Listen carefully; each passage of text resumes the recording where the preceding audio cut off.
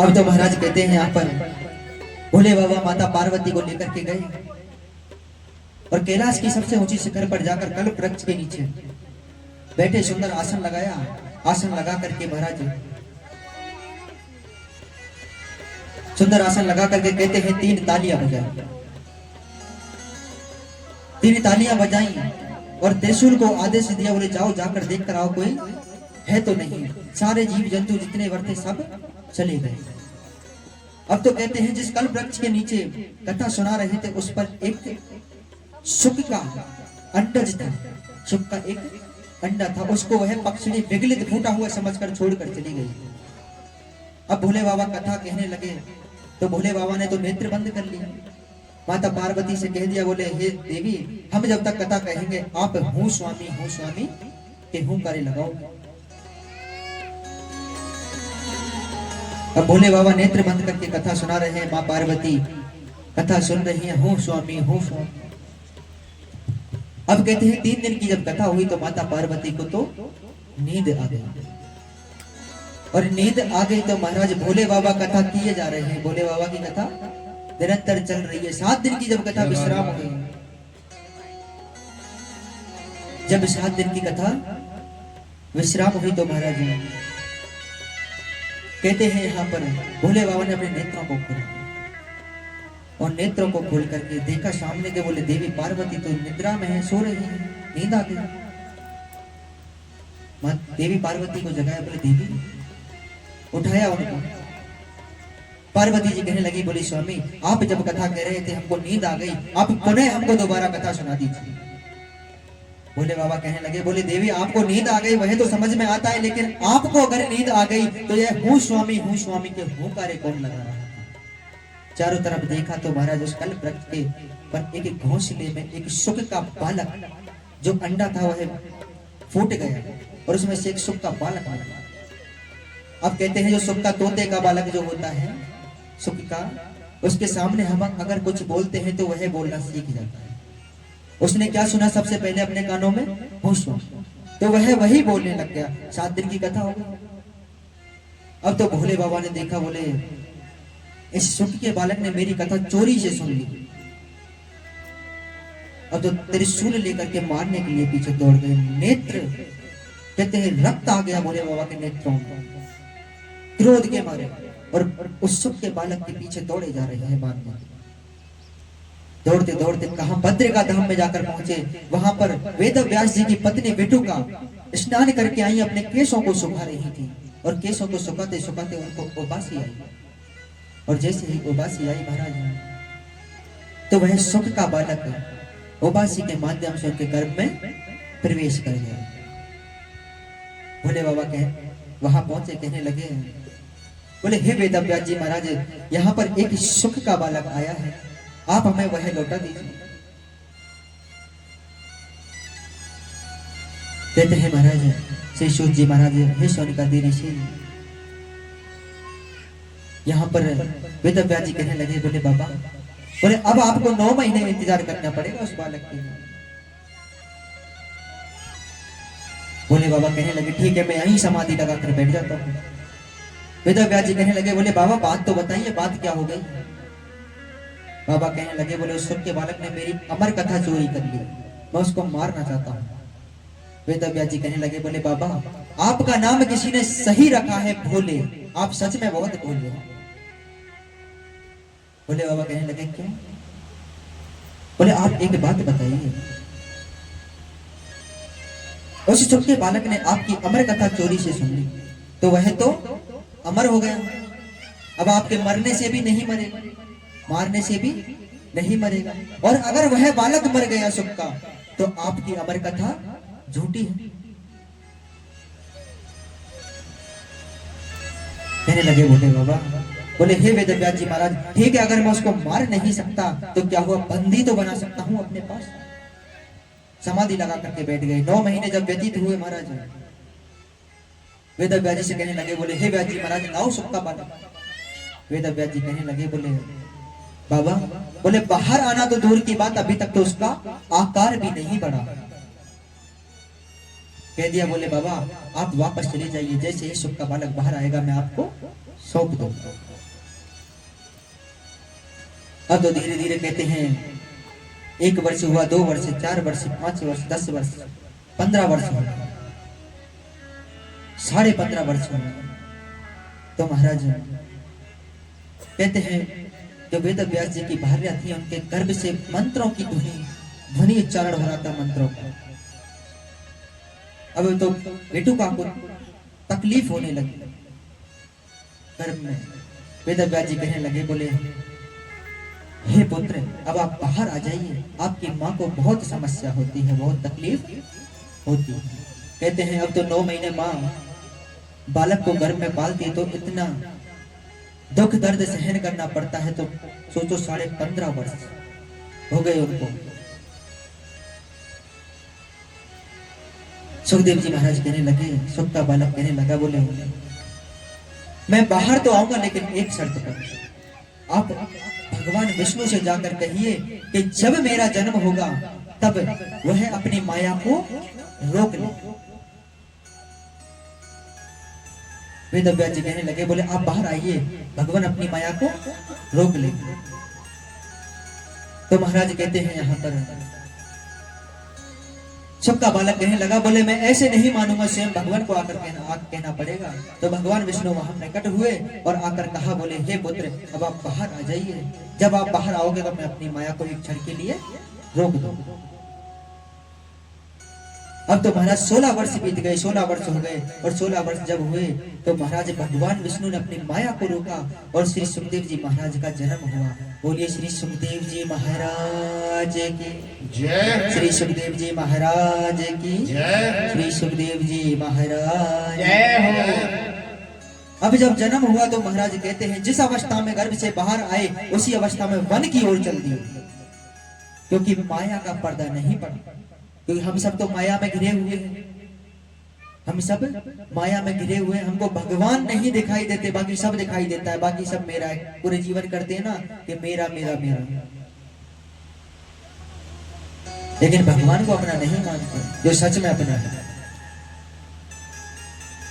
तो सुखदेव जी महाराज का जैसे ही जन्म हुआ वन की ओर चले गए तप करने के लिए। वेद व्यास जी पीछे से जा रहे हैं, बोले पुत्र रुको, पुत्र रुको, पुत्र रुको।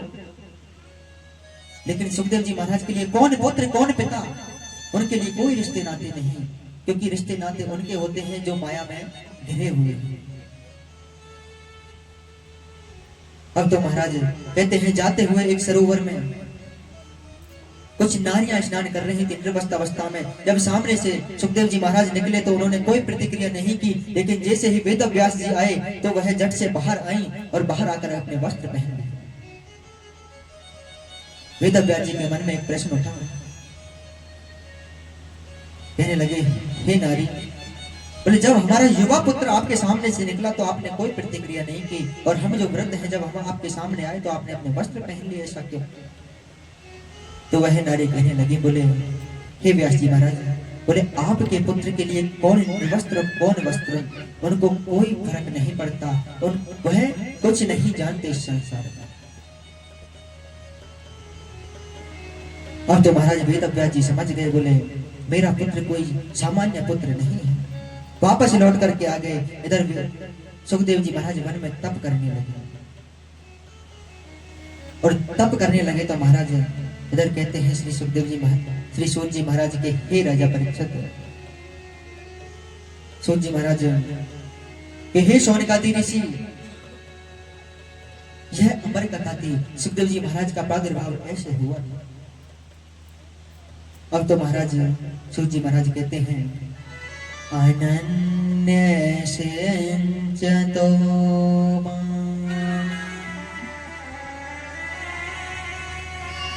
ये जना पर्योपासते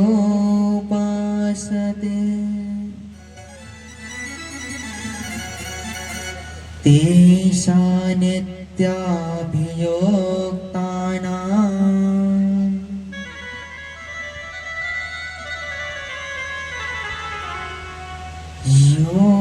योगक्षेमे वहाम्यहम्।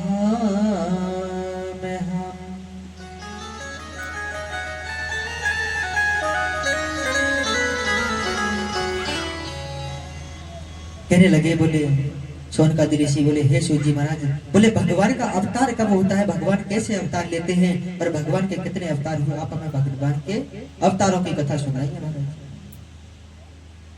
कहने लगे श्री सूत जी महाराज, जब जब होए धर्म की हानि, बढ़े असुर महाअभिमानी,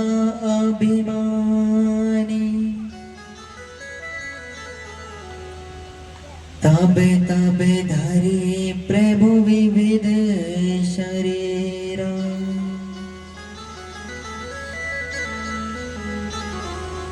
हरहि कृपा निधि सज्जन पीरा।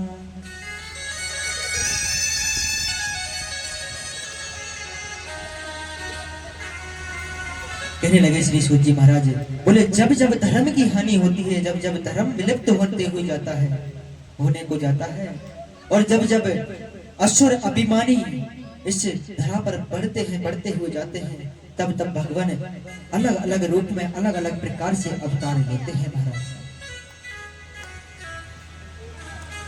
कहने लगे भगवान के 24 अवतार हुए, 24 अवतारों के बारे में बताया। कहने लगे पहला अवतार सनक सनंदन शरद कुमार और सनातन के रूप में, जिनको हम सनकादि ऋषि कहते हैं। दूसरा अवतार वारा अवतार, तीसरा अवतार संत भगवान नारद के रूप में, और चौथा अवतार नर नारायण के, पांचवा श्री कपिल देव जी के रूप में, छठवां अवतार हुआ दत्तात्रेय अवतार, सातवां अवतार हुआ महाराज यज्ञ भगवान के रूप में, आठवां ऋषभ देव जी के रूप में, और नौवां पृथु जी के रूप में, जिनके नाम पर इस धरती का नाम पड़ा पृथ्वी। 10वां अवतार मत्स्य अवतार, 11वां कच्छप अवतार, 12वां धन्वंतरी अवतार, जिन्होंने हमें औषधियों का ज्ञान कराया, जो हम दवाइयां खाते हैं ना आजकल, इनका ज्ञान जिन्होंने हमको कराया, धन्वंतरी अवतार। 13वां अवतार मोहिनी, 14वां अवतार नरसिंह अवतार, और 15वां अवतार हुआ भगवान वामन अवतार, जिसके आप कल दर्शन करेंगे। 16वां अवतार हुआ भगवान परशुराम के रूप में, 17वां महर्षि वेदव्यास जी के रूप में, 18वां भगवान प्रभु श्री राम जी के रूप में, 19वां अवतार बलराम जी के रूप में शेष अवतार, और 20वां अवतार मेरे कन्हैया के रूप में, 21वां हरि अवतार, 22वां हंसा अवतार, और कहते हैं 23वां अवतार हुआ भगवान बुद्ध के रूप में,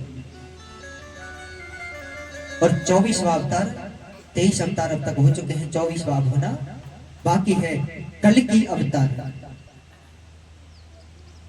कौन सा अवतार? कल की अवतार, जो विष्णु यश ब्राह्मण के यहां होगा, उत्तर प्रदेश में। अब तो महाराज कहते हैं जब कल की अवतार होगा ना, तब महाराज कहते हैं मनुष्य की लंबाई इतनी रह जाए कि एक चने का पेड़ आता है ना, उसके नीचे सो जाया करेगा। कल की अवतार तब होगा, कलयुग अपने चरम पर होगा।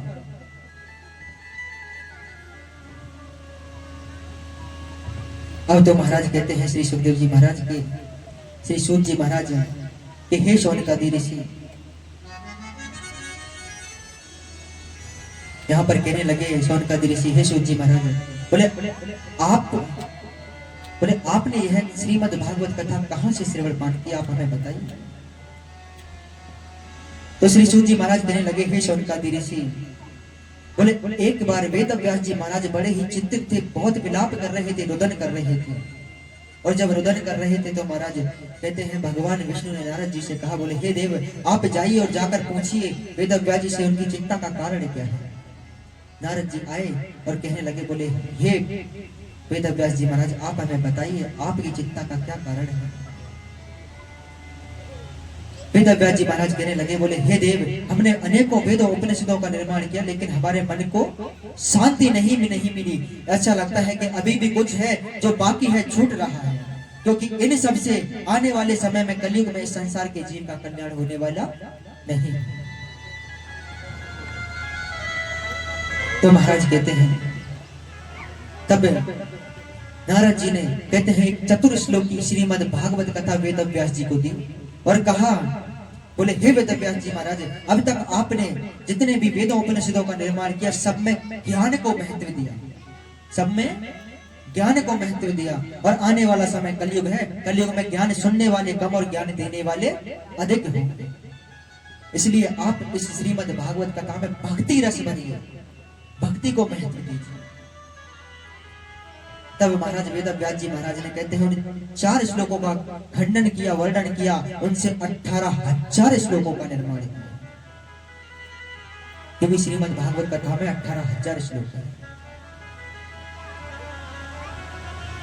अब तो महाराज जब खंडन किया तो हर एक श्लोक में भक्ति रस को महत्व दिया और सर्वप्रथम कहते हैं महाभारत का चरित्र लिखा। और महाभारत का जब चरित्र लिखा महाराज तो कहते हैं श्री सूत जी महाराज, हे शौनकादि ऋषि, सबसे पहले कहते हैं जब महाभारत हुई और महाभारत होने के बाद कौरवों की हार हुई, पांडवों की जीत हुई, 7वें दिन महाभारत का चरित्र विस्तार में आता है। कौरवों की हार हुई, पांडवों की जीत हुई, तो महाराज कहते हैं जो दुर्योधन है अधमरी हालत में पड़े हुए उनको मृत्यु नहीं आ रही। और मृत्यु क्यों नहीं आ रही? क्योंकि दुर्योधन को श्राप था कि जब तक तुम सुख और दुख का अनुभव एक साथ नहीं करोगे तब तक आपको मृत्यु नहीं आएगी, तब तक आपको मृत्यु नहीं आएगी। अब तो महाराज कहते हैं दुर्योधन के मित्र थे अश्वत्थामा। अश्वत्थामा दुर्योधन के समीप आए, आकर कहा, बोले मित्र, आपकी इतनी दुर्दशा हो गई, आपको मृत्यु नहीं है, इसका क्या कारण है? कहने लगे दुर्योधन, बोले मित्र, बोले मुझे मृत्यु तभी आएगी जब मैं 5 पांडवों के कटे हुए सर देख लूं। तो अश्वत्थामा गए, कहते हैं पांडवों के शिविर की जगह पांडवों के 5 पुत्रों के शिविर में घुस गए और उनके 5 पुत्रों के सर धड़ से अलग करके एक थाल में सजाकर कपड़े से ढक करके ला रहे हैं। अब दुर्योधन को प्रसन्नता हुई, दुख था, पहले दुख था फिर प्रसन्नता हुई, बोले 5 पांडवों के कटे हुए सर आ रहे हैं। और जब प्रसन्नता हुई महाराज तो जब पास पहुंचे अश्वत्थामा और जैसे ही कपड़ा हटाया थाल से, देखा यह तो 5 पांडवों के पुत्र हैं। वापस पुनः दुख हुआ, कहने लगे, बोले मित्र, यह तुमने क्या किया? हमारी मृत्यु के बाद यही तो थे जो हमारा श्राद्ध इत्यादि करने वाले थे। बहुत दुख हुआ और दुर्योधन को मृत्यु हो गई।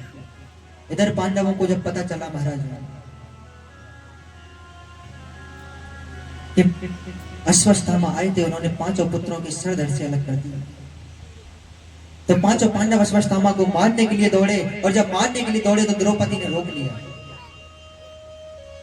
देखना है कि मां का हृदय कितना बड़ा होता है। 5 पुत्रों की हत्या हो गई फिर भी रोक लिया पांडवों को। कहने लगी, बोले आप अश्वत्थामा को मत मारिए, क्योंकि मैं नहीं चाहती जिस पुत्र वियोग में मैं जी रही हूं उस पुत्र वियोग में कोई और भी मां जिए। क्या कहा एक मां ने कि मैं नहीं चाहती जिस पुत्र वियोग को मैं अनुभव कर रही हूं उस पुत्र वियोग को कोई और भी मां अनुभव करे। पांडव कहने लगे, बोले मार नहीं सकते तो क्या हुआ, अपमान कर सकते। अश्वत्थामा को पकड़ करके लाए, उनका आधे केशों का मुंडन कर दिया और कहते हैं उनके मस्तक पर एक मणि लगी हुई थी, उसको छीन लिया। अब इधर अपमान हुआ तो कहते हैं मृत्यु से बड़ा घाव होता है अपमान का। आदमी की मृत्यु हो जाए तो सब्र करके बैठ जाता, चलो ठीक है इस दुनिया में है ही नहीं, लेकिन अपमान अगर हो जाए ना तो बदले की भावना अंदर ही अंदर जागती रहती है। बोले जो मेरा अपमान हुआ है इसका एक दिन बदला अवश्य लेना।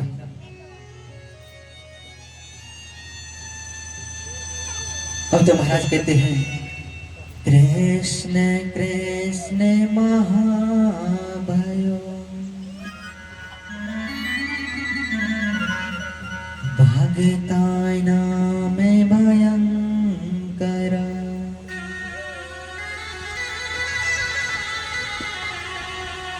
त्वमेको दहामाना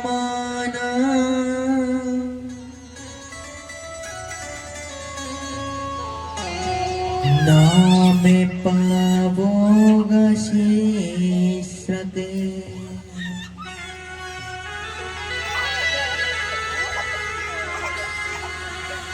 अब तो महाराज कहते हैं अर्जुन के पुत्र थे अभिमन्यु। अभिमन्यु की मृत्यु हो गई तो अभिमन्यु की जो पत्नी थी उत्तरा, उनके घर में पांडवों का वंश पल रहा था, राजा परीक्षित। अब तो महाराज कहते हैं पांडवों का वंश पल रहा था। अश्वत्थामा ने कहते हैं ब्रह्मास्त्र का प्रयोग कर दिया उत्तरा के गर्भ पर, उसको मारने, उस गर्भ को नष्ट करने के लिए। उत्तरा दौड़ी दौड़ी गई भगवान द्वारकाधीश के पास, कहने लगे बोले हे द्वारकाधीश आप हमारी और हमारे गर्भ की रक्षा कीजिए। अश्वत्थामा ने ब्रह्मास्त्र का प्रयोग कर दिया। भगवान ने अपना कहते हैं सूक्ष्म रूप धारण किया, अश्वत्थ उत्तरा के गर्भ में प्रवेश कर गए और कहते हैं सुदर्शन चक्र से कवच बना दिया। अब तो कहते हैं राजा परीक्षित और भगवान द्वारकाधीश भगवान कन्हैया एक दूसरे से बातें कर रहे हैं गर्भ के अंदर। ब्रह्मास्त्र चला, विफल हो गया। और ब्रह्मास्त्र जब विफल हुआ महाराज तो कहते हैं श्री सूत जी महाराज यहाँ पर ब्रह्मास्त्र विफल हो गया तो गर्भ से पहले बाहर कौन आए? भगवान द्वारकाधीश। इसलिए बड़े पुत्र कहलाए, क्योंकि गर्भ से बाहर आते हैं तो पुत्र कहलाता है। तो बड़े पुत्र कौन कहलाए? द्वारकाधीश। और राजा परीक्षित भाई कहलाए कन्हैया। अब तो महाराज कहते हैं यहां पर भगवान द्वारका के लिए जाने लगे तो रास्ते से वापस लौट करके आ गया। तो पांडव कहने लगे, बोले अर्जुन कहने लगे मेरे लिए आए, भीम कहने लगे मेरे लिए आए हैं, द्रौपदी कहने लगी मेरे लिए आए हैं। तो द्वारकाधीश कहने लगे मैं किसी के लिए नहीं आया, मैं आया हूं मेरे पितामह भीष्म के लिए। सबने संकोच किया, बोले पितामह भीष्म के लिए? बोले हाँ पितामह भीष्म के लिए। अपने साथ द्रौपदी को लेकर के जाने लगे और कह दिया द्रौपदी से आप मेरे साथ एकदम चुपचाप चलना और जाकर के कहते हैं पितामह भीष्म के से आशीर्वाद लेंगे। द्रौपदी को लेकर गए, पितामह भीष्म के चरणों में दंडवत करवाने लगे। तो महाराज कहते हैं जैसे ही दंडवत किया तो पितामह भीष्म ने आशीर्वाद दे दिया, अखंड सौभाग्यवती भव। तब द्वारकाधीश कहने लगे, बोले कहो पितामह भीष्म प्रतिज्ञा बड़ी या आशीर्वाद बड़ा? यहाँ भगवान ने ऐसा क्यों कहा? क्योंकि जब युद्ध चल रहा था तो दुर्योधन ने पितामह भीष्म से कहा, बोले हे पितामह भीष्म, बोले आप जैसा बलशाली योद्धा हमारी सेना में है और पांडवों में से एक भी पांडव कम नहीं हुआ। बोले आप थे तो हमारी तरफ, लेकिन युद्ध पांडवों की तरफ से कर रहे हैं। तब पितामह भीष्म ने प्रतिज्ञा ली, बोले कि कल मेरे हाथों से एक पांडव की मृत्यु हो जाएगी। इसलिए भगवान कृष्ण ने कहा, द्वारकाधीश ने कहा, बोले कहो पितामह भीष्म प्रतिज्ञा बड़ी या आशीर्वाद बड़ा? क्योंकि आप पांडवों को मार नहीं सकते, आशीर्वाद दे दिया अखंड सौभाग्यवती भव। अब तो महाराज कहते हैं यहाँ पर पितामह भीष्म कहने लगे, बोले हे द्वारकाधीश तुम बहुत बड़े छलिया हो। बोले आज तक तुम्हारे छल को कोई नहीं जान पाया। कहने लगे पितामह भीष्म, बोले हे द्वारकाधीश, बोले आपने हमसे आशीर्वाद दिला दिया कोई बात नहीं, लेकिन अब हम आपसे एक वरदान मांगना चाहते हैं। बोले अब यह दुख हमसे और नहीं झेला जाता, आप अर्जुन से कहना कल शिखंडी को सामने रखकर हम पर बाणों का प्रहार करें। और कहने लगे, बोले हे कृष्ण, हे द्वारकाधीश, जब मेरा अंतिम समय हो तो आप मेरे सन्मुख खड़े हो। कोई चाहता है कि भगवान हमारे सन्मुख खड़े हो अंतिम समय में? आजकल तो समझो चाहे मेरो छोरा, मेरी छोरी, मेरो पति, मेरी मैया, मेरो बाप भी खड़े हो सब सामने।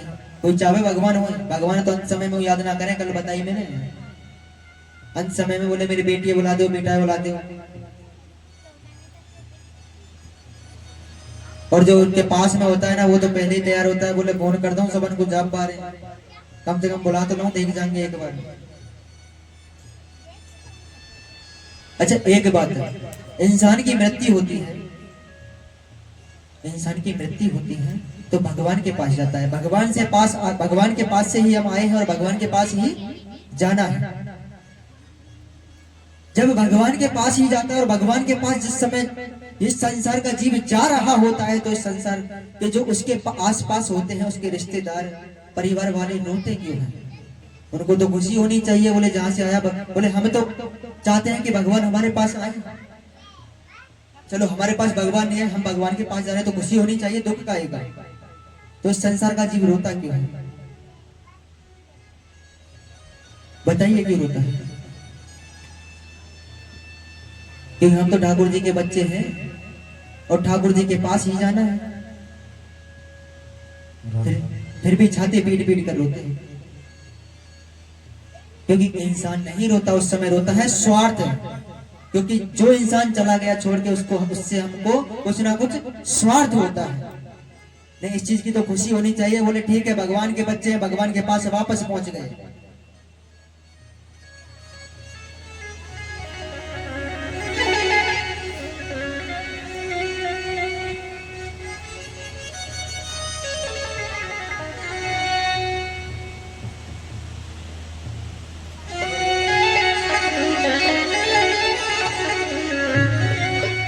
राम नाम की लूट है और लूट सके तो लूट।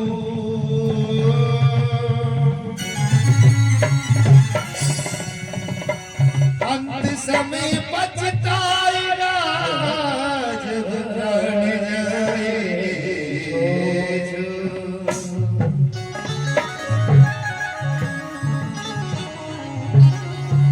ओ राम नाम सुखदाई, भजन करो भाई ए जीवन दो दिन का। सुखदाई भजन करो भाई ए जीवन दो दिन का। राम नाम सुखदाई, भजन करो भाई जीवन दो दिन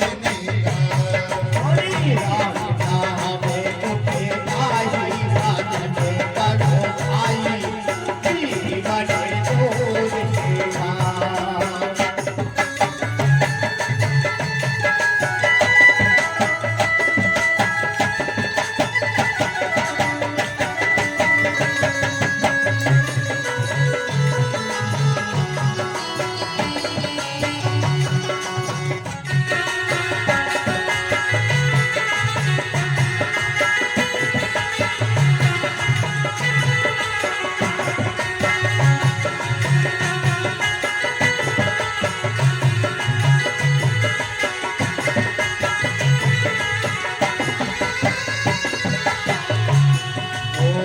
जो जीवन की जंगल की लकड़ी, ओ जीवन की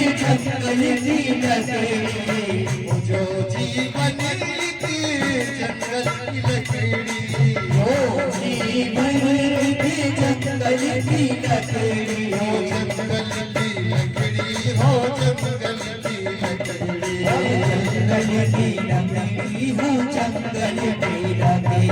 ओ आग लगे चले जाए, ओ आग लगे चले जाए, भजन करो भाई जीवन जोड़ने का।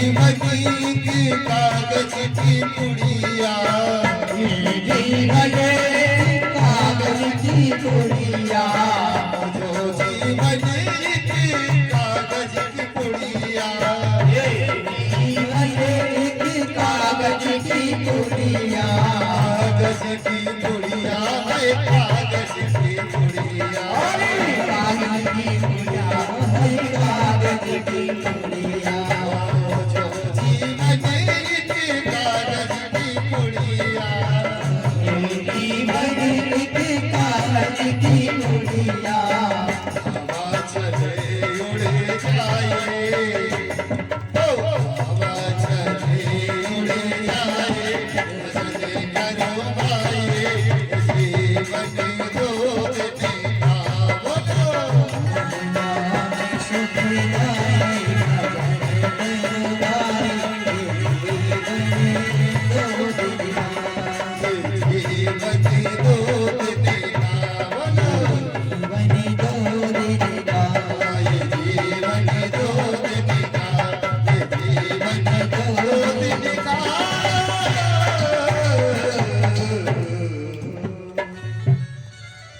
बोलिए श्रीमद् भागवत महापुराण की जय। अब तो महाराज कहते हैं श्री सूत जी महाराज हैं सोनकादी ऋषि यहाँ पर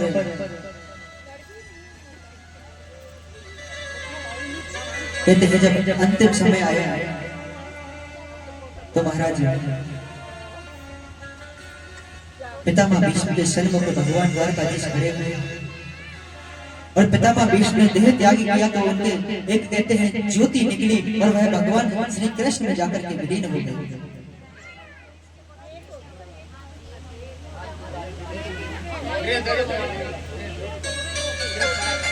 अब तो महाराज कहते हैं कि ज्योति निकली भगवान श्री कृष्ण में विलीन हो गई और भगवान कहते हैं अपने द्वारका वापस लौट गए। इधर पांडवों ने एक नई राजधानी का निर्माण किया हस्तिनापुर और हस्तिनापुर का कहते हैं राज्यभार राजा परीक्षित को कहते हैं राजा परीक्षित को युवावस्था में सौंप करके वन में चले गए। जैसे ही वन में पांडव जाने लगे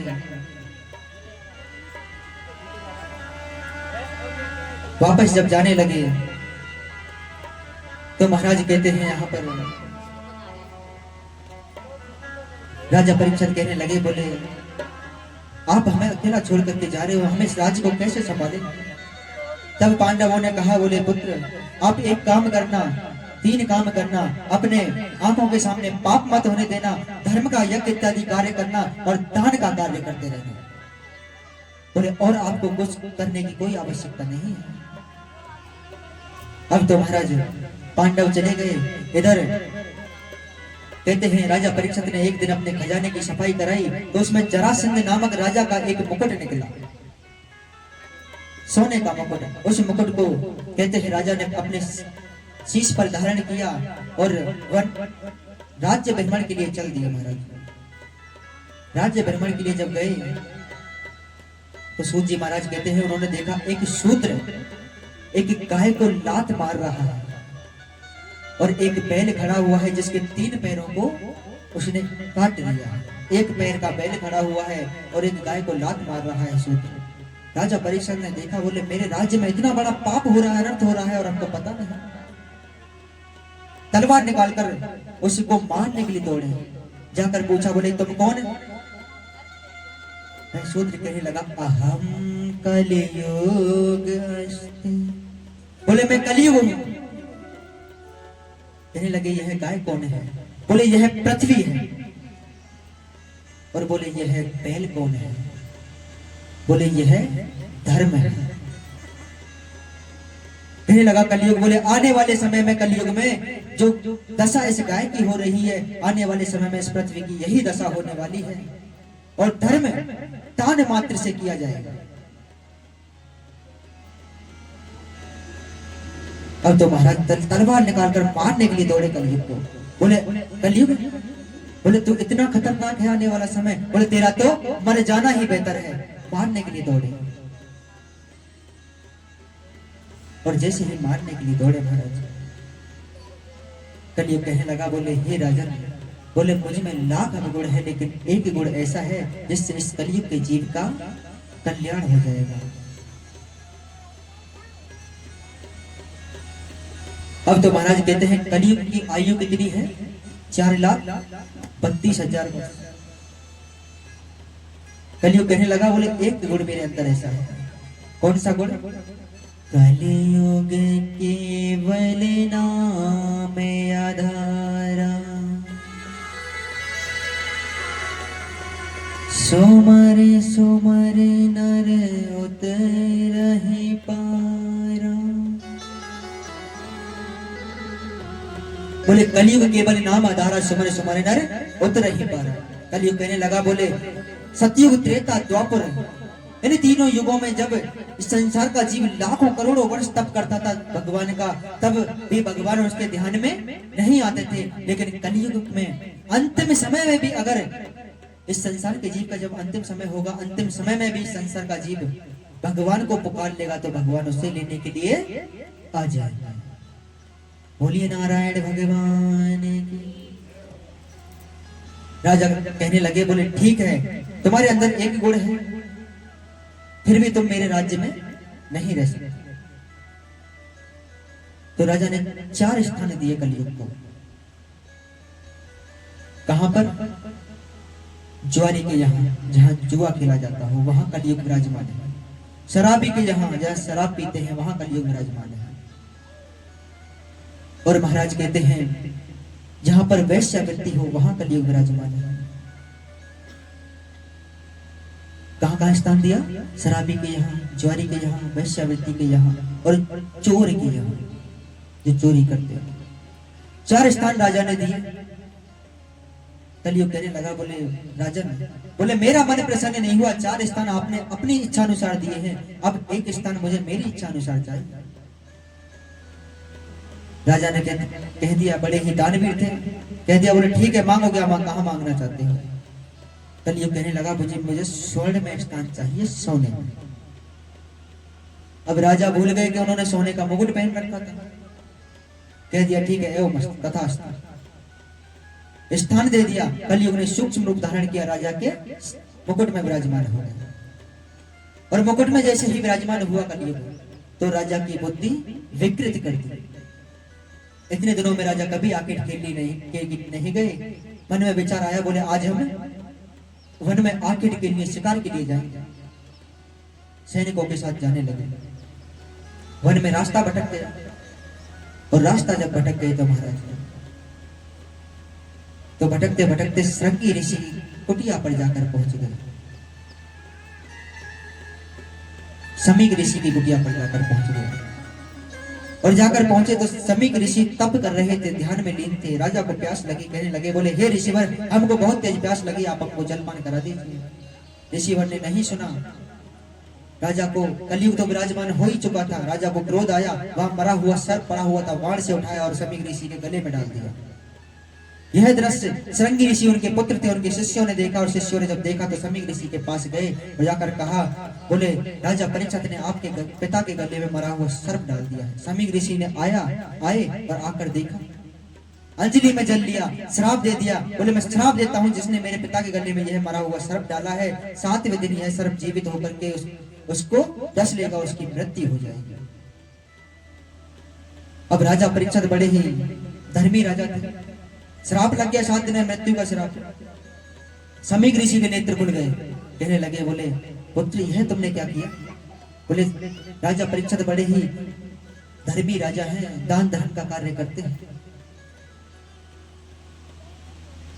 अब तो शिष्यों को भेजा, बोले जाओ जाकर राजा परीक्षित से कहो उनको 7 दिन में मृत्यु का श्राप लग चुका है। शिष्यों को भेजा। इधर समीक ऋषि के पास श्री सुखदेव जी महाराज का आगमन हो गया। और समीक ऋषि ने श्री सुखदेव जी महाराज से कहा, बोले हे सुखदेव जी महाराज, राजा परीक्षित को 7 दिन में मृत्यु का श्राप लगा है, उनकी मुक्ति का कोई उपाय बताइए, साधन बताइए, 7 दिन में उनकी मुक्ति हो जाए। तब श्री सुखदेव जी महाराज कहने लगे कि राजा परीक्षित तो श्रीमद् भागवत सप्ताह पारायण कराई, कथा श्रवण पानी कराई। राजा परीक्षित को बुलाया गया। तब महाराज कहते हैं श्री सुखदेव जी महाराज राजा परीक्षित को अपने साथ लेकर के गए, सुंदर आसन लगाया और श्रीमद् भागवत कथा श्रवण पाठ कराने लगे।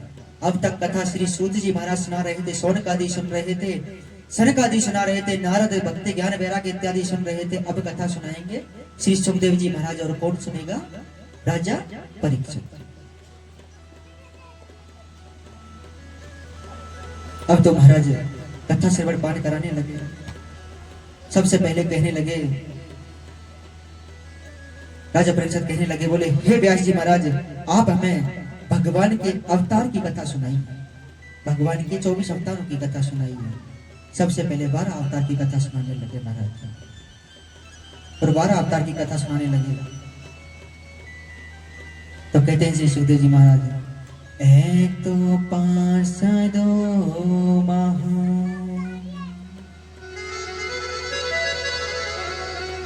जय विजय एवच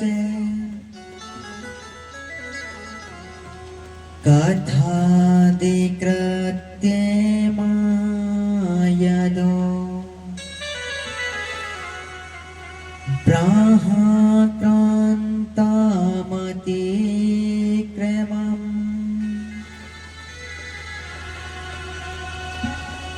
कहने लगे, बोले एक बार भगवान विष्णु नारायण भगवान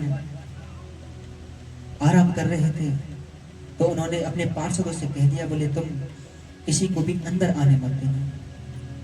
पहरा दे रहे थे जय विजय भगवान के पार्षद, और पहरा जब दे रहे थे महाराज, तो उसी समय सनकादि ऋषियों की इच्छा जागृत हुई, क्यों ना भगवान के दर्शन के लिए जाया जाए। कहा भगवान के द्वार पर जाकर पहुंचे, जय विजय पहरा दे रहे थे, उनसे कहा, बोले हे पार्षद, हमें तो भगवान के दर्शन की अभिलाषा है, आप हमें दर्शन कर लेने दीजिए। पार्षदों ने रोका, बोले अभी प्रभु आराम कर रहे हैं, अभी आप अंदर नहीं जा सकते। रोका तो सनकादि ऋषि अंदर जबरदस्ती जाने लगे। तो जय विजय ने धक्का दे दिया, और जैसे ही धक्का दिया महाराज, क्रोध आ गया सनकादि ऋषियों को, श्राप दे दिया, बोले जाओ, जा करके राक्षस हो जाओ 3 जन्म के लिए।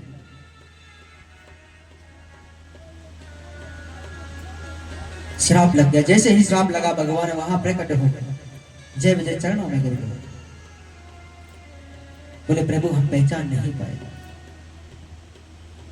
तब भगवान कहने लगे, बोले तुमको राक्षस योनि तो अवश्य मिलेगी, लेकिन 3 जन्म के बाद तुम्हारा उद्धार हो जाएगा। अब तो महाराज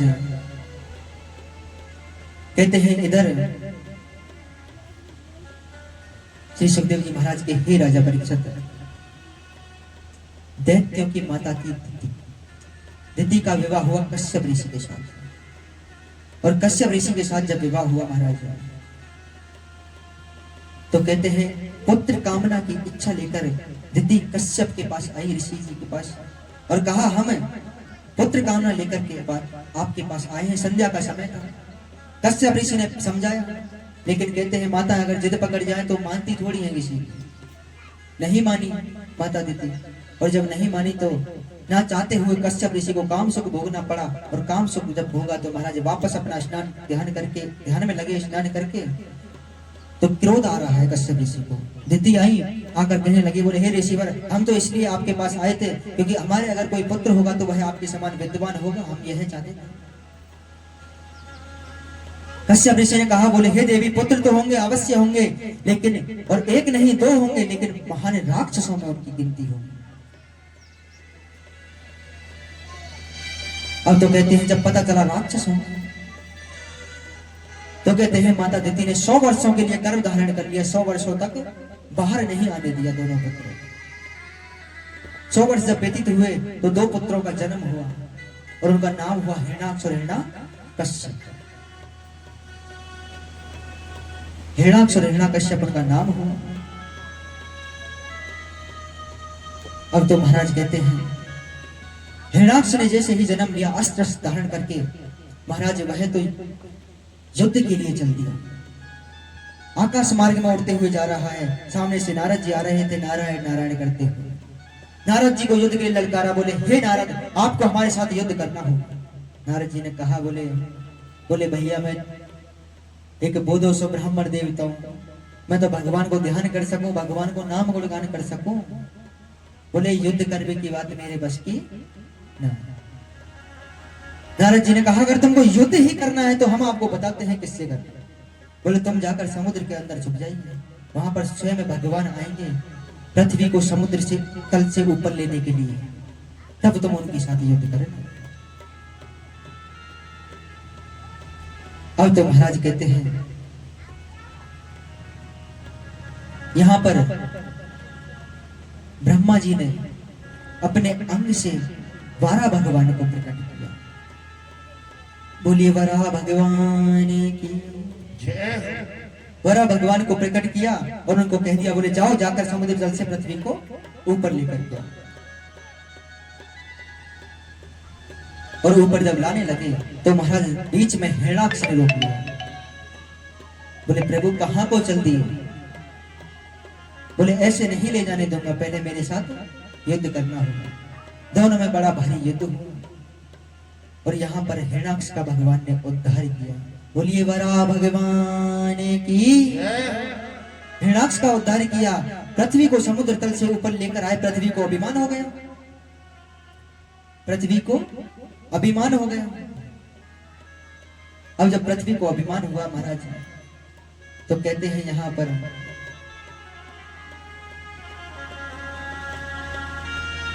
पृथ्वी का अभिमान दूर करने के लिए भगवान पृथ्वी को कहां लेकर गए? श्री धाम वृंदावन। वहां पर सुंदर सुंदर वृक्ष लगे हुए हैं, सुंदर सुंदर पुष्प खिले हुए हैं। पृथ्वी ने देखा, बोले मैं तो समुद्र तल में अंदर थी, तो यह वृंदावन कैसे बस गया? क्योंकि वृंदावन तो भगवान का घर है। पृथ्वी का अहंकार दूर किया और अहंकार दूर किया तो हिरणाक्ष के भाई थे हिरणाकश्यप। हिरणाकश्यप को कहते हैं हिरणाकश्यप ने भगवान को अपना शत्रु मान लिया, क्योंकि भाई की हत्या कर दी, भाई का उद्धार किया। अब तो महाराज कहते हैं यहां पर राजा परीक्षित कहने लगे, हे सुखदेव जी महाराज, बोले आप हमें भगवान के दत्तात्रेय अवतार की कथा सुनाइए। कहने लगे, बोले एक बार सती युग में माता अनसुईया के सतीत्व का डंका बजा हुआ था, पतिव्रता धर्म का डंका बजा हुआ था। चारों तरफ चर्चा चल रही थी, बोले माता अनसुईया सबसे अधिक पतिव्रता है, सती है। अब तो महाराज और यह बात कहीं से पता चल गई नारद जी को, और नारद जी को जब पता चली तो नारद जी उनका तो कार्य है कहीं ना कहीं झगड़ा कराते रहना। कहां पहुंच गए? तीनों देवियों के पास, ब्रह्मा, वो ब्रह्माणी, पार्वती और लक्ष्मी जी के पास। अब बातें करने लगे उनसे तो चर्चा छेड़ दी। बोले इस समय तो सबसे अधिक पतिव्रता नारी अगर कोई है तो माता अनसुईया है। अब देखो, एक नारी के सामने दूसरी नारी की तारीफ करोगे तो उसको ईर्ष्या होती है, उसको ईर्ष्या होती है। अगर मान लो आपके पति आपके सामने किसी और नारी की तारीफ करें तो आपको कैसा लगेगा? चले सामने तो कुछ नहीं कहोगे, मन ही मन तो किसी के सामने करेंगे तब तो कुछ नहीं कहोगे। घर जाते बोले मुंह फुला के बैठे, हाँ भाई की तारीफ करो, कोई भेगी फुलका आज बना के तुम्हारे काज में।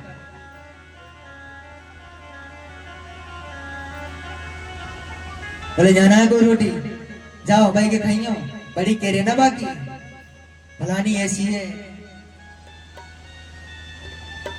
तुम्हारे सामने सोच समझ के क्या करो।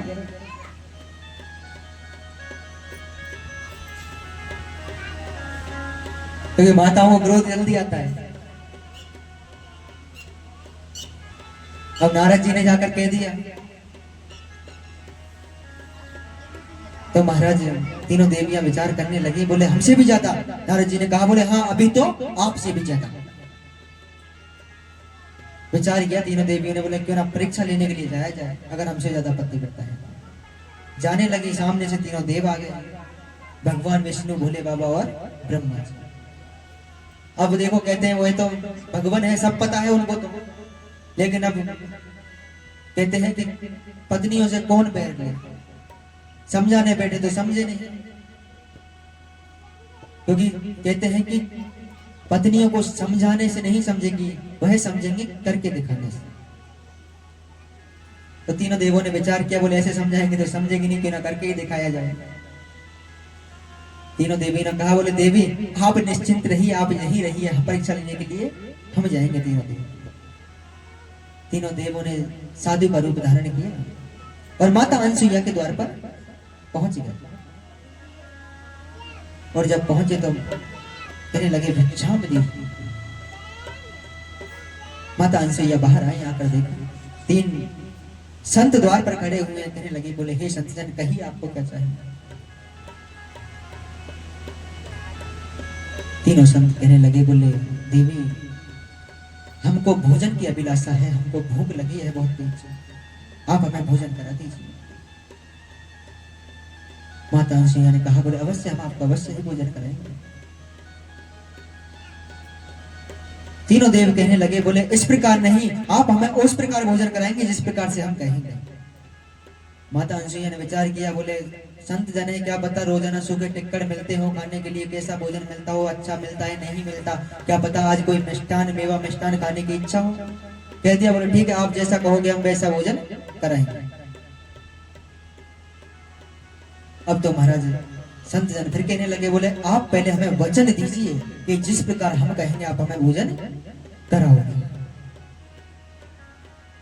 अब तो महाराज कहते हैं यहाँ पर माता अनसुईया ने वचन दे दिया, बोले ठीक है आप जिस प्रकार से कहोगे हम आपको उसी प्रकार से भोजन कराएंगे। अब तो कहते हैं यहाँ पर जैसे ही वचनबद्ध हुई, वचन में बंध गई, तीनों देवों ने कहा, बोले हे मां आप हमें उस अवस्था में भोजन कराएंगे जिस अवस्था में आप अपनी मां के गर्भ से बाहर आई थी, निर्वस्त्र अवस्था में। माता अनसुईया ने विचार किया, बोले कोई संत जन तो यह बात नहीं कह सकता कि आप हमें निर्वस्त्र होकर के भोजन कराएंगे। विचार करने लगी, बोले यह मेरे सतीत्व की पतिव्रता धर्म की परीक्षा है। अब वचनबद्ध हो चुकी है, क्योंकि कहते हैं कि सतयुग में तो था कि प्राण जाए पर वचन न जाए। अब वचनबद्ध हो गई, वचनबद्ध हो गई तो कहने लगी, बोले हे संतजन हमने आपको वचन दिया है, आप जिस प्रकार कहोगे अब आपको उसी प्रकार से भोजन कराएंगे। अंदर गई, पति के चरणों का धुला हुआ जल रखा था, उस जल को लेकर के आई, अंजलि में लिया, मंत्रोच्चारण किया, तीनों साधुओं के ऊपर छिड़क दिया। तीनों संत 6-6 महीने के छोटे छोटे बालक बन गए और 6-6 महीने के छोटे छोटे बालक बन गए। और जब कहते हैं कि बालक के सामने मां निर्वस्त्र अवस्था में हो चाहे वस्त्र में हो, बालक को कोई फर्क नहीं पड़ता। अब तो कहते हैं माता अनसुईया तीनों बालकों को लाड़ लड़ाने लगी।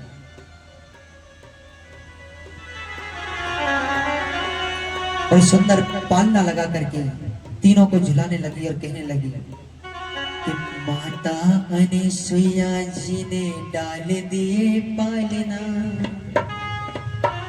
और झूल रहे तीनों देव बन करके लालना, झूल रहे तीनों देव बन करके लालना।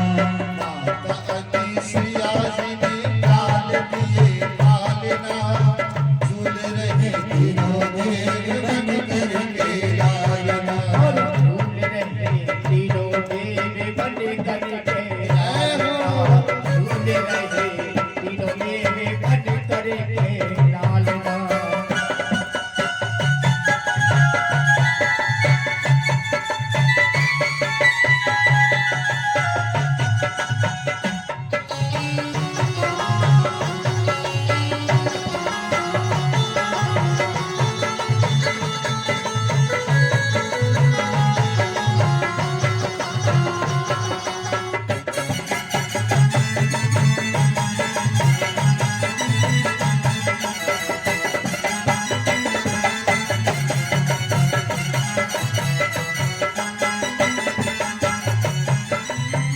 अब तो महाराज तीनों देव 6-6 महीने के छोटे छोटे बालक बने, तो बालक की भांति तीनों भगवान रो रहे, रोदन करने लगे और कहते हैं महाराज यहाँ पर ब्रह्मा जी और भोले बाबा आपस में बातें कर रहे हैं संकेतों, क्योंकि बालक बन गए, बोल नहीं सकते। तो कह रही है माता अंशिका, बालक की बातें प्रभु हृदय ने मचावे, ब्रह्मा और भोले संग यूं बतलावे।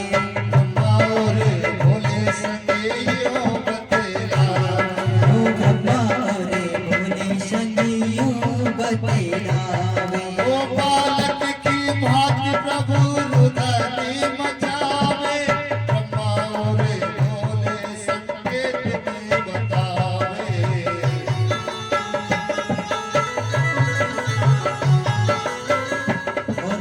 लेने आए भेद यहाँ कली नहीं डालना। जय हो।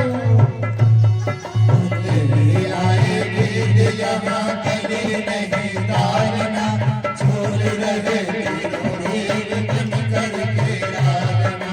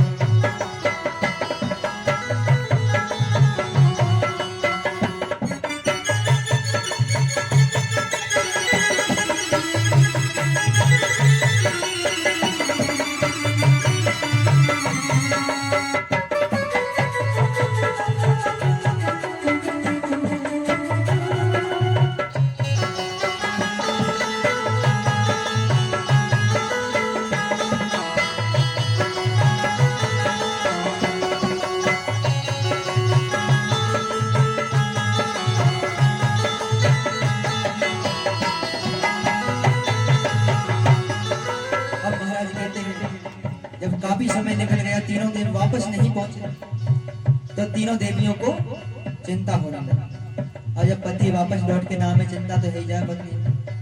अब तीनों देव जब नहीं पहुंचे, तीनों देवियों को चिंता व्यतीत होने लगी। नारद जी आ गए, नारद जी से कहने लगे, बोले हे देव, हमारे पति परीक्षा लेने के लिए गए हुए थे, लेकिन अभी तक लौट करके नहीं आए। नारद जी ने कहा, बोले देवी, बोले मात, बोले नहीं आए तो अब आएंगे भी नहीं, नहीं आए तो अब आएंगे भी नहीं। माता अनसुईया ने उनको 6-6 महीने के छोटे छोटे बालक बना लिए और अपने पास रख लिए। तो महाराज तीनों देवियां दुखी हो गई और माता अनसुईया की कुटिया पर जाकर पहुंची। तो कहने लगी, तीन देवी दुखी होकर कुटिया पधारे, माता मोहे पति दे दो विनती हमारी।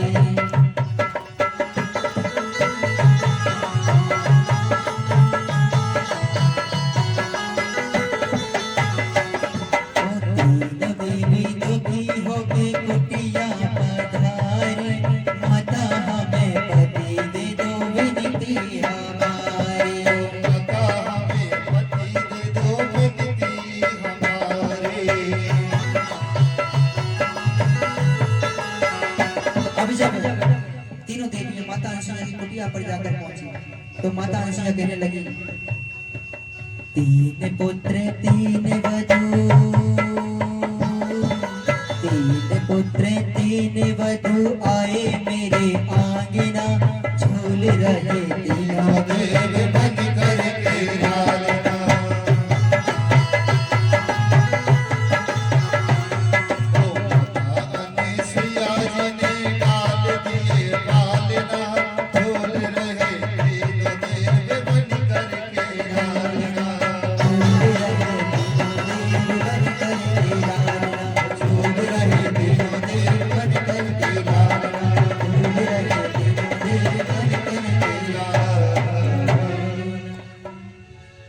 बोलिए माता अनसुईया की जय, तीनों देवों की जय, तीनों देवियों की जय। अब तो महाराज तीनों देवी दुखी होकर पधारी कहने लगे, बोले माता आप हमें हमारे पति वापस लौटा दीजिए। अब तो महाराज माता अनसुईया कहने लगी, बोले आपके पति ये रहे सामने 6-6 महीने छोटे छोटे बालक पालने में झूल रहे थे, बोले उठाइए और ले जाइए। बोले माता ऐसे नहीं, जैसे आए थे वैसे करके वापस दीजिए। तो माता अनसुईया ने वास्तविक रूप में उनको लौटाया। तीनों देव कहने लगे, बोले माता अनसुईया मांगो, क्या मांगना चाहती हो? माता अनसुईया ने कहा, बोले हे भगवान मैं आपके समान पुत्र चाहती हूँ। तो महाराज भगवान ने वरदान दिया और वरदान दिया तो माता अनसुईया के कहते हैं महाराज, ब्रह्मा जी के अंश से चंद्रमा मुनि का प्रादुर्भाव हुआ और विष्णु भगवान के अंश से दत्तात्रेय भगवान का अवतार हुआ। बोलिए दत्तात्रेय भगवान की जय। और कहते हैं भोले बाबा के अंश से दुर्वासा ऋषि का प्रादुर्भाव हुआ। वापस तीनों देव लौट करके चले गए महाराज। इधर श्री सुखदेव जी महाराज कथा सुना रहे हैं। राजा परीक्षित को श्राप लगा है, 7 दिन में मृत्यु का श्राप। श्री सुखदेव जी महाराज कहने लगे, राजा परीक्षित 10 मान कार्य शास्त्र कार्पण्येन संभ्रम बाध्वा जीव गति धीरो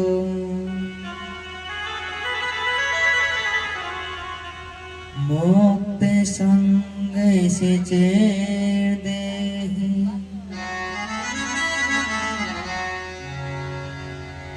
अब तो महाराज राजा परीक्षित कहने लगे, बोले भगवान आप हमें भगवान के सती जी के चरित्र की कथा सुनाइए, जो आज का विशेष आकर्षक है भोले बाबा का विवाह। अब हम आते हैं भोले बाबा की कथा के विवाह की कथा पर। कुछ ही देर में आपके सामने भोले बाबा माता पार्वती की झांकी दिखाई जाएगी। अब तो महाराज कहते हैं श्री सुखदेव जी महाराज के, हे राजा परीक्षित, बोले एक दिन भोले बाबा और माता सती वन में भ्रमण के लिए गए। और वन में भ्रमण के लिए जब गए महाराज, तो उन्होंने देखा सामने से भगवान राम और लक्ष्मण आ रहे हैं माता जानकी जी की खोज में। और जब माता जानकी जी की खोज में आ रहे थे तो सती जी ने पूछा, बोले हे स्वामी यह दोनों कौन हैं, आप हमें बताइए। तो महाराज भोले बाबा कहने लगे, बोले यह मेरे प्रभु हैं राम।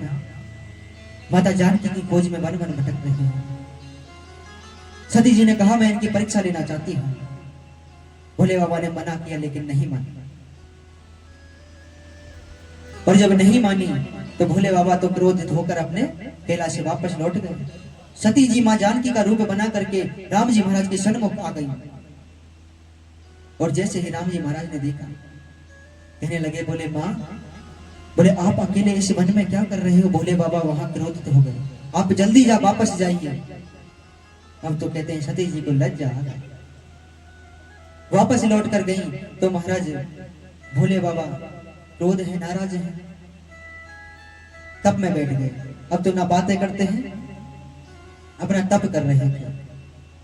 सती जी ने देखा आकाश मार्ग में विमान जा रहे थे। अब भोले बाबा नाराज है, पूछे किससे? उतने में ही नारद जी आ गए। बोले नारायण नारायण। नारद जी जैसे ही आए, नारद जी जैसे ही आए महाराज, तो सती जी ने नारद जी से कहा, बोले हे देव, आप हमें बताइए कि यह जो विमान जा रहे हैं कहां जा रहे हैं? बोले बताइए। नारद जी ने कहा, बोले बताइए, हमने तो सोचा था आप तो तैयार हो गए होंगे चलने के लिए। बोले चलने के लिए तैयार? चलना कहां है ये तो बताइए। तो महाराज कहते हैं, बोले आपको नहीं पता? बोले हमको नहीं पता। बोले आपके पता राजा दक्ष यज्ञ करा रहे हैं, सबको आमंत्रण दिया है, आपको नहीं दिया। सती जी कहने लगी, क्या पता मुझे नहीं पता हो, हमारे स्वामी को पता हो, इनको दिया हो, बताया बताना भूल गए हो। नारद जी अब कहते हैं, नारद जी को तो अपना कार्य करना का कर दिया, सो वो कहने दिया, बोले माता हम थोड़ा जल्दी में हैं, हमको थोड़ा कार्य है, हम जा रहे हैं, आप आ जाना। इतना कहकर नारद जी तो चले गए। अब माता सती कहने लगी भोले बाबा से, बोले स्वामी, बोले चलिए तैयार हो जाइए, पिताजी के यहाँ चलना है। बोले पिताजी के यहाँ चलना है। अब सती माता को क्या पता कि भोले बाबा और राजा दक्ष का तो झगड़ा हो रखा है। क्योंकि एक बार जब राजा दक्ष की सभा चल रही थी तो राजा दक्ष को आने में थोड़ा विलंब हुआ, और कहते हैं कि भोले बाबा को तो जब समय मिलता है अपने प्रभु भगवान के ध्यान में लीन हो जाते हैं। अब राजा दक्ष को जब विलंब हुआ तो भोले बाबा ध्यान में लीन हो गए। उतने में ही राजा दक्ष आए, भोले बाबा को पता नहीं चला, तो उनके सम्मान में सारे राजा खड़े हुए, लेकिन भोले बाबा खड़े नहीं हुए। क्रोध आ गया, और क्रोध जब आया तो भोले बाबा को बुरा भला कहने लगे। पर कहते हैं ना, जो गुणी व्यक्ति होते हैं उनकी निंदा भी उनकी प्रशंसा बन जाती है, उनकी निंदा भी उनकी प्रशंसा बन जाती है। अब तो महाराज जब क्रोध आया तो वहां से भोले बाबा उठकर चल दिए। अब जब यज्ञ कराया तो राजा दक्ष ने भोले बाबा को निमंत्रण नहीं भेजा। सती जी कहने लगी, बोले स्वामी तैयार हो जाइए, पिताजी के यहाँ चलना है। भोले बाबा कहने लगे, आपके पास कोई निमंत्रण आया है? सती जी कहने लगी, बोले हमने सोचा था आपको पता होगा, आपके पास आया होगा। भोले बाबा कहने लगे, हमारे लिए कोई निमंत्रण नहीं आया, हम नहीं जाएंगे। सती जी कहने लगी, बोले मैं तो उनकी बेटी हूं, मेरे लिए काहे का निमंत्रण, आप चलिए तैयार हो जाइए। लेकिन वास्तविकता यह है कि विवाह के बाद एक बेटी को बिना बुलाए अपने पिता के यहाँ भी नहीं जाना चाहिए, बिना बुलाए पिता के यहाँ भी नहीं जाना चाहिए। अब बिना बुलाए सती जी गई अपने पिता के यहाँ। भोले बाबा ने लाख समझाया, नहीं मानी। बोले मेरे लिए काहे का निमंत्रण, मेरे तो पिता है। भोले बाबा को समझाने लगी, बोले स्वामी अगर हम किसी के यहाँ नहीं जाएंगे तो हमारे यहाँ कौन आ जाएगा? हम किसी के यहाँ नहीं जाएंगे तो हमारे यहाँ कौन आएगा? अब तो महाराज भोले बाबा ने कह दिया, बोले ना आए तो ना सही, पर हम नहीं जाएंगे। सती जी कहने लगी, ठीक है आपको नहीं जाना, मत जाइए, मैं जा रही हूँ, मेरे पिताजी।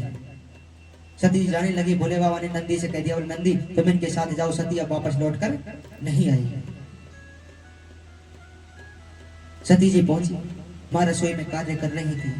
जाकर मां ने गले लगा ली, क्योंकि मां का हृदय कोमल होता है। अब जैसे ही पिता ने देखा कि सती आई है बिना बुलाए, तो निरादर करने लगा, बुरा भला करने लगा अपनी पुत्री को राजा दक्ष। और जब बुरा भला कहने लगा तो सती जी कहने लगी, बोले पिताजी अगर मैं चाहूं तो आपकी अभी हत्या कर सकती हूँ, लेकिन मैं नहीं चाहती आगामी जो समय है उसमें पिता पुत्री के रिश्ते पर कलंक लगे। अगर उस समय सती जी अपने पिता की हत्या कर देती तो आज पिता और पुत्री का रिश्ता कलंकित हो जाए। अब तो महाराज कहते हैं त्रांत्रे त्रांते प्राप्ते कापेथे भद्राशन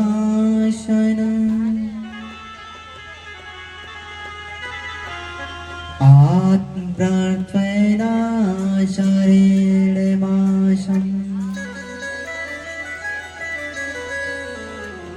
नित्य अर्चने हरे।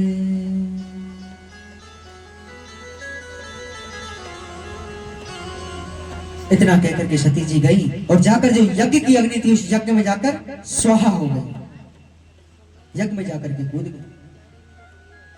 अब तो महाराज भोले बाबा को पता चला, भोले बाबा ने वीरभद्र नामक अपने एक गढ़ को भेजा और जाकर कह दिया जाकर यज्ञ को तहस नहस कर दो, राजा दक्ष को खत्म कर दो।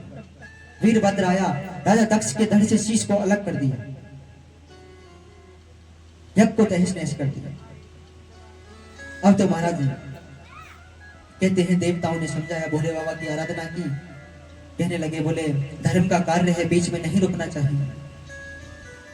तो राजा दक्ष के बकरे का शीश लगाया गया और उस कहते हैं बिना राजा दक्ष के यज्ञ पूरा नहीं होता, क्योंकि यजमान परीक्षित थे, इसलिए बकरे का शीश लगाया और यज्ञ को पूर्ण करवाया। भोले बाबा सती जी को लेकर के अपने हाथों में चले जा रहे हैं और चले जा रहे हैं तो पृथ्वी का संतुलन बिगड़ रहा है, क्योंकि निर्माण हो रहा है, पालन हो रहा है। सृष्टि का निर्माण करते हैं ब्रह्मा जी, निर्माण हो रहा है सृष्टि का, और पालन कौन करते हैं? विष्णु भगवान, पालन भी हो रहा है, लेकिन विनाश नहीं हो रहा। विनाश का कार्य करते हैं भोले बाबा। भोले बाबा तो माता सती को लेकर जा रहे हैं, संतुलन बिगड़ने लगा। देवताओं ने विष्णु भगवान की आराधना की, बोले भगवान अब आप ही कोई उपाय बताइए। विष्णु भगवान ने अदृश्य रूप में सुदर्शन चक्र को भेजा और माता सती के एक एक अंग को काटता चला गया। जहां जहां अंग गिरते गए वहां वहां एक एक सिद्ध पीठ की रचना होती है, एक एक देवी की रचना होती है। अब तो महाराज कहते हैं जब सारा शरीर नष्ट हो गया तो भोले बाबा अपने ध्यान में लग गए। अब वही सती कहां जाकर जन्म हुआ उनका? हिमाचल राजा के यहाँ पर पार्वती के रूप में बड़ी हुई, नाम रखा पार्वती।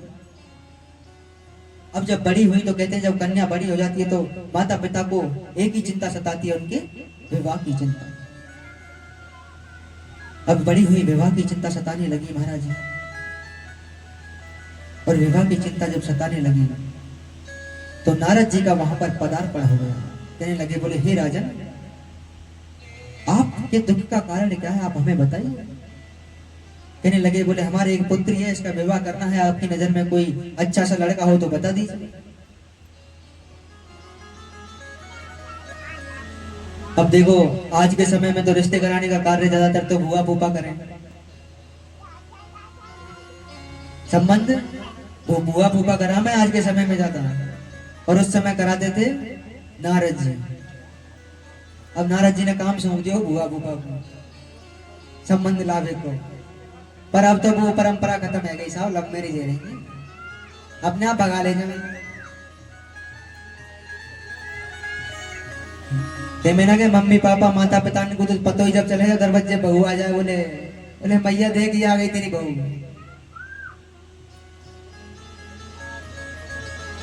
आजकल तो देखो मौका ना मिले।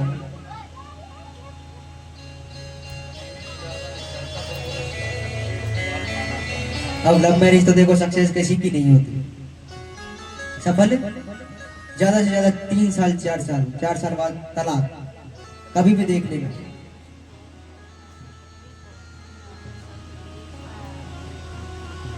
अब तो महाराज कहते हैं नारद जी पहुंचे तो कहने लगे बोले बोले लड़का बताना, वो लड़का हमारी नजर में है।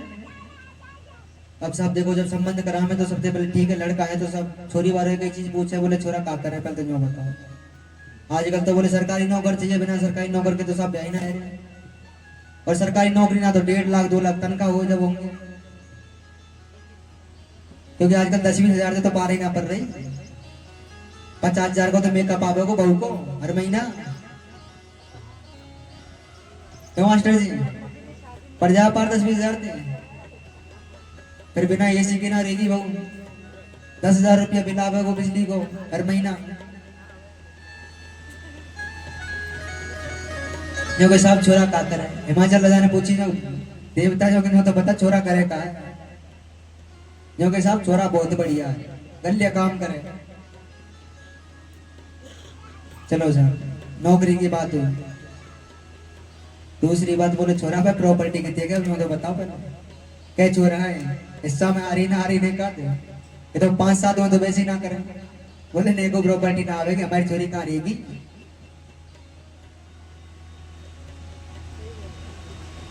आजकल तो छोरा वैसो देखे कि हाँ बोले अकेलो छोरा है, बढ़िया छोरी राज करेगी हमारी, कोई कमी ना है। पर ये नहीं पता कि किस्मत को कोई नहीं बदल सकता। जानकी जी सीता माता आई तो कहां थी, अयोध्या के राज्य में, राज सिंहासन पर विराजमान थे, उनके पति होने वाले थे। और कहां जाना पड़ा, वनवास के लिए। तो किस्मत आप कितना ही सोच समझ के कर लो, किस्मत को तो कोई नहीं बदल सकता। अगर जनक राजा को पता होता कि मेरी बेटी 14 वर्ष वनवास काटेगी, वहां जाकर करा देते विवाह उसका। आपको अगर पता चले आपकी बेटी, आप जिससे विवाह करा रहे हो कोई कार्य नहीं करता, गलत संगत में है, करा दोगे? कोई नहीं कराएगा। अब तो महाराज कहते हैं ना,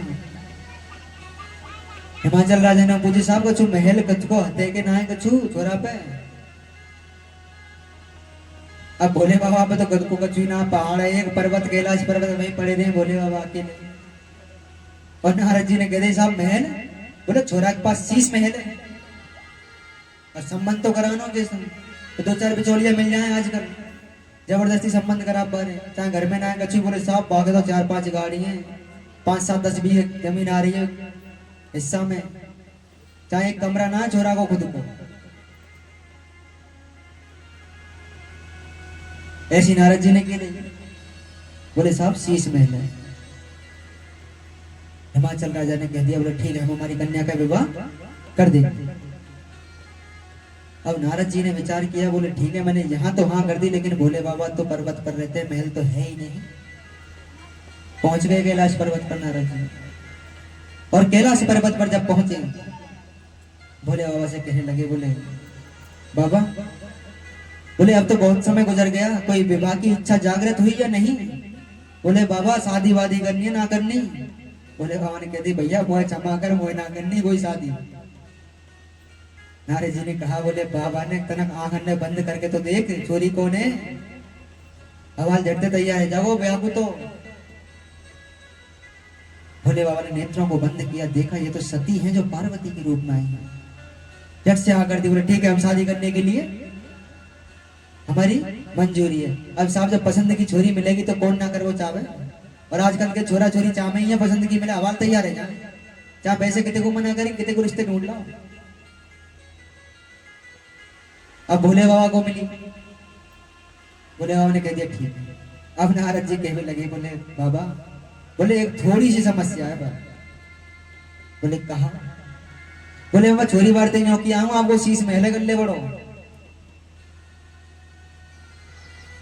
भोले बाबा कहने लगे, भैया 30 महल यहाँ तो देखा पत्थर है चारों लक्कू। अब तो महाराज श्री सुखदेव जी महाराज कहते हैं कि राजा परीक्षित, यहाँ पर माता पार्वती के लिए भोले बाबा ने महल का निर्माण कराया था, और शीश महल का ही निर्माण कराया था, लेकिन उसमें रहे कभी भी नहीं, क्योंकि भोले बाबा पर्वत पर रहते थे, और जहां बाबा रहते थे वहीं साथ में पार्वती जी, इसलिए उसमें रहे कभी भी नहीं। निर्माण कराया, शीश महल बनवाया गया। अब तो ब्याह की तारीख पक्की हुई और बारात जाने लगी। अब भोले बाबा की बारात जब जाने लगी तो भोले बाबा की बारात में कौन जाते हैं? भूत प्रेत। निगम जीव जंतु सांप बिच्छू का सुंदर श्रृंगार किया भोले बाबा ने। अब देवता तो बारात में पीछे और भूत प्रेत आगे।